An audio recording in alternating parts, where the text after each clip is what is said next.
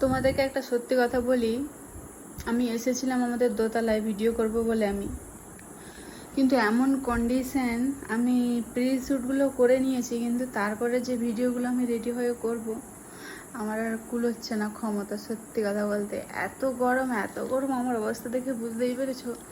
এই দেখো আমি জল বোতল আর চার্জার নিয়ে সবই এসেছিলাম ভিডিও বানাবো বলে, কিন্তু এই মুহূর্তে এমন একটা সিচুয়েশন হয়ে গেছে আমার আর ভিডিও বানানোর মতো ক্ষমতা নেই। সত্যি কথা বলতে তাগুলো থাক, পরে যখন সুযোগ পাবো আমি তখন করবো। সুযোগ বলতে সুযোগ আমার কাছে আছে অনেক, কিন্তু এত গরম পড়েছে, এই গরমে আমি যদি সাজুগুজু করি, মেকআপ করি, শাড়ি টাড়ি পরি, তাহলে আমাকে আর খুঁজে পাওয়া যাবে না। এখন এমনিতে এই কন্ডিশন হয়ে গেছে, তোমরা দেখেই বুঝতে পেরেছো।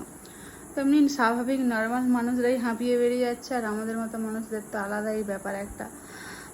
তো যাই হোক, ফ্যান চলছে তাও কিন্তু এই অবস্থা, মানে এত জঘন্য ওয়েদার, মানে এত গরম, কি বলবো, আর কিছু বলার নেই।